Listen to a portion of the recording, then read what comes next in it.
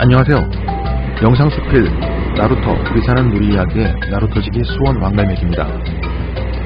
요즘 TV에서 시사토론 프로그램을 시청하다 보면 거기 출연하는 시사평론가들이 확증 편향에 오르라는 심리학 용어를 사용하는 경우를 종종 볼 수 있습니다. 보통 토론 중 자신이 주장하는 바에 대해 상대가 근거를 제시해 반박하면 다시 그 근거의 효력을 약화시키길 목적으로 이 용어를 들먹이곤 하는데, 재미있는 건 정작 그 말을 하고 있는 자신도 그 확증 편향에 빠져있는 경우가 대부분이라는 거죠. 그러다 보니 그나마 배울 만큼 배우고 논리적인 언변을 갖췄다는 이분들이 나름 심각한 주제를 놓고 진행하는 토론이라는 게 종종 몇 년 전 세간의 화제가 된 적이 있는 코미디 영상 일루수가 누구야 실사 버전으로 바뀌어버리는 웃픈 일들이 자주 벌어지곤 합니다. 그럼 이들처럼 평론가라는 전문가들마저도 빠져서 허우적대는 이 확증 편향이라는 게 도대체 뭘까요? 좀 낯설게 느껴지기도 하지만 사실 우리들 대부분이 이미 알고 있는 이 말은 사람은 자신이 보고 싶은 것만 보고 듣고 싶은 것만 듣는다는 말을 조금 어렵게 한 겁니다. 그런데 이 확증 편향이라는 게 꼭 정치평론의 세계에서만 볼 수 있는 현상일까요? 그렇지만은 않은 것 같습니다. 실제로 제가 꼭 이 확증 편향에 부합한다고 볼 수는 없어도 그 비슷한 원인으로 한 번은 길거리에서 만난 한 어르신께, 또 한 번은 키우던 강아지에게 그렇게 두 번의 실수를 했던 적이 있었거든요. 그래서 이번에는 그 두 실수를 소재로 일상생활에서 우리가 흔히 범하는 확증 편향의 우려에 대해서 한번 말씀드려볼까 하는데, 아무래도 두 경우가 조금씩 달라서 나눠서 말씀드려야 할 것 같습니다. 해서 이번 영상에서는 우선 제가 예전에 거리에서 뵌 한 어르신께 범했던 실수를, 그리고 다음 영상에서는 제가 키우던 강아지에게 했던 실수를 소재로 이 확증 편향에 대해 말씀드려 볼게요. 그럼 이야기 시작하겠습니다.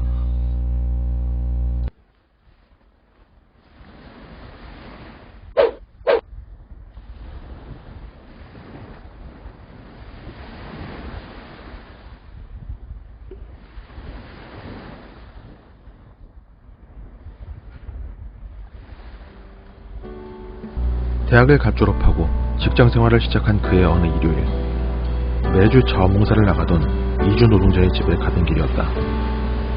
안양역에 내려 지하상가에 접어들자 한 어르신께서 상가 떡집 앞에서 주변을 서성이시다 내게 조심스레 오셨다. 점잖으신 인상에 비교적 깔끔한 옷차림을 하신 할아버님이었다. 학생, 내가 지금 방금 병원에서 퇴원을 했는데 너무 배고파. 미안한데 저기 떡집에서 떡 하나만 좀 사주면 안 될까? 평소 같으면 그냥 지갑에서 1,000원짜리 몇 장 꺼내서 드렸을 수도 있는데, 그날은 마침 당장 가진 현금도 없었고 자원봉사 활동 시간에 내줄 수도 있었던지라 죄송합니다, 제가 지금 돈이 없네요 라고 말씀드리고는 가던 길을 계속 갔다. 돈 들여봐야 정말 좋지도 않은 담배 하나 사 피우시던가 아니면 소주나 한 병 사드시겠지 라는 생각을 제 멋대로 하면서, 그런데 그 이후 자봉센터로 향하는 내내 이상할 정도로 마음이 편치 않았다. 해서 센터에 다 다를 때쯤 전화를 걸어 죄송한데 10분 정도 늦을 것 같다 말씀드리고는 은행 ATM기에서 돈을 찾아 잔돈으로 받고 그 할아버지가 계시던 떡집 앞으로 서둘러 돌아갔다. 하지만 그 할아버지는 이미 그곳에 계시지 않았다. 어디 가셨지? 다른 누군가 떡을 사드렸을까? 물도 같이 사드렸어야 할 텐데, 내가 왜 그랬지? 한참 서성이시다 정말 어렵게 나한테 오셨던 것 같았는데, 불과 1, 2분도 안 되는 짧은 시간에 일어났던 일이었으나 그 일은 계속 떠오르며 종일 나를 괴롭혔다. 외국인 노동자분들의 노무상담 통역을 하던 상담소에서도, 의료진료 통역을 하던 병원에서도 그리고 심지어는 자원봉사 활동을 마치고 돌아온 집에서도 내가 실수를 하긴 한 것 같은데 그래도 이게 이렇게까지 마음이 불편한 일일까? 그 찜찜함의 이유를 나는 정확히 알 수 없었다. 평소에도 거리를 걷다가 차비 좀 도와달라거나 담배 한 갑만 사달라거나 하는 그런 분들은 수도 없이 마주쳐왔던 터였다. 내가 무슨 갑부도 아니고 그 모든 사람들에게 내 귀한 돈을 마구 내어줄 수는 없는 노릇이니 상황을 봐서 진짜 급한 사정이 있어 보이는 사람이면 1,000원, 2,000원 정도는 드려본 적도 있었지만 그렇지 않으면 그냥 돌아선 적도 부지기수였다. 그런데 이번엔 왜 이렇게까지 마음이 불편한 것인지 그 정확한 이유를 도무지 알 수 없었다. 그날 저녁 가족들과 저녁 식사를 하며 대화를 나누던 중 이 이야기를 꺼냈다가 정말 오랜만에 어머니께 꾸중을 들었다. 아니 그래서 그냥 갔단 말이야? 그 할아버지가 언제 너한테 돈 달라고 하셨냐?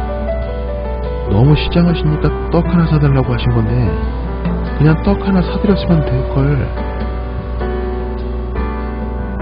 그제서야 평소와 다르게 내 마음이 불편했었던 그 정확한 이유를 깨닫게 되었다.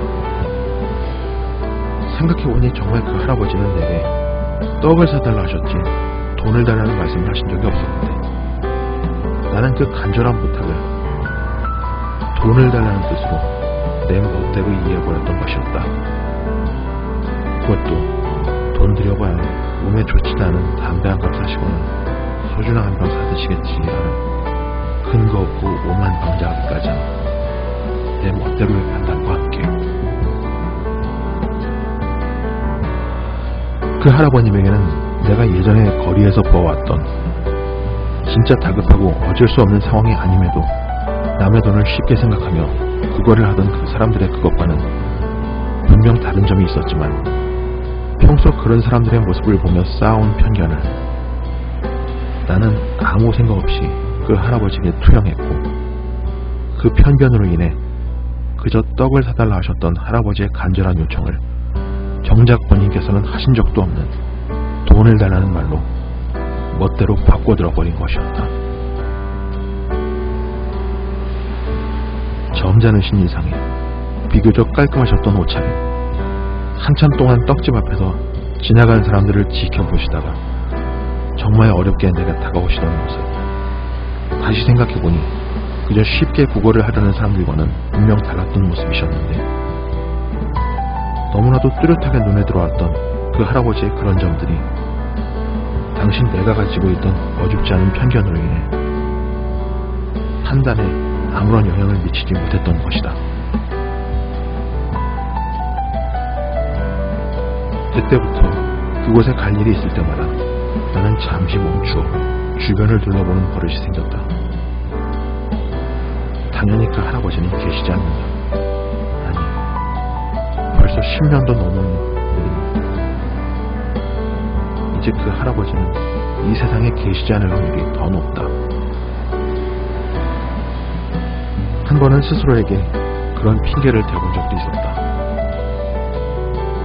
그 할아버지를 마주쳤을 때 만약 내가 현금을 가지고 있었더라면 조금 다르지 않았을까? 그리 생각하면 아주 조금 마음이 편해지기는 하지만 한계가 명확한 핑계에 불과하다.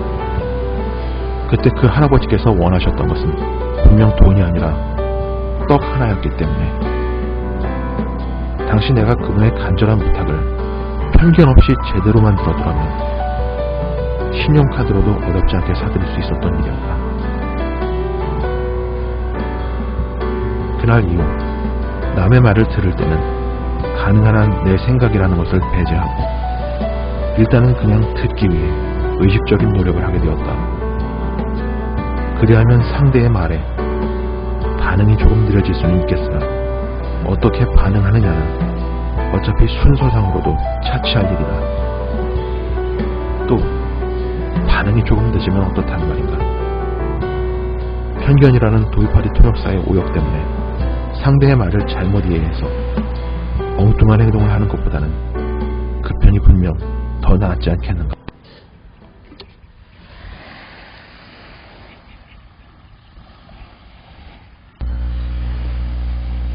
떡을 사달라시던 할아버지의 부탁에 돈을 달라시는 말씀으로 드렸던 이유는 아마도 제가 그 당시 벌어졌던 일을 그때의 상황에 맞춰 파악하려는 노력을 하지 않고 이미 유통기한이 한참 지난 과거의 오래된 기억과 인상을 꺼내 그것을 기준으로 당시의 일을 판단을 했기 때문일 겁니다.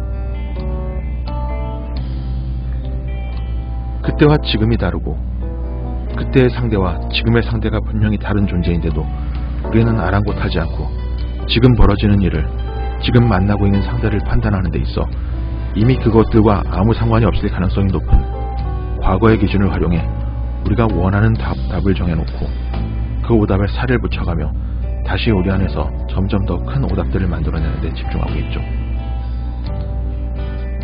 비슷함은 분명 같음과는 차이가 있습니다.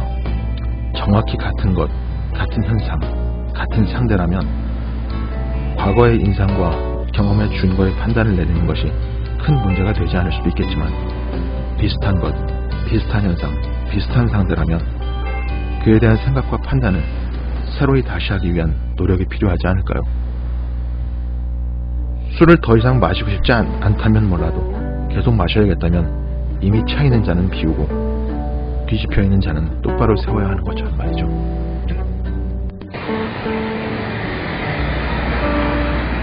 이상으로 오늘의 이야기 마치겠습니다. 지난번에 다음 글 예고드리면서 우리는 특정 국가와 그 나라 사람들에 대한 오해를 주제로 한 거기 어디까지 가봤니? 그곳엔 사람이 산다 라는 내용으로 찾아뵙겠다고 했었는데 순서를 조금 바꾸었습니다. 요즘 한참 제가 예전에 다녀왔던 러시아 시베리아 횡단열차 여행 사진 모음 영상을 올려드리고 있는 중인데 생각해보니 그 이야기는 그 영상들을 다 올린 이후에 드리는 것이 더 자연스러울 것 같아서 말이죠. 날씨가 추워지면 더 기승을 부릴 것이라던 코로나가 예상은 했었지만 그 이상으로 더 극성입니다. 여러분들 모두 몸조심들 하시고요. 많이 불편하고 번거로우시더라도 방역수칙 꼭 지켜주시면 나와 우리 가족의 건강, 우리 주변 사람들의 건강, 그리고 우리 주변 자영업자분들의 생계도 지켜주시게 된다는 것 잘 알고 계시죠? 전례가 없는 어려움을 겪고 계시는 자영업자분들께는 코로나 종식을 위한 여러분들의 방역 협조가 저에겐 구독과 좋아요가 사랑입니다. 그럼 건강들 하시고요. 다음 영상 주제 미리 안내해드리면서 마치겠습니다. 안녕히 계세요.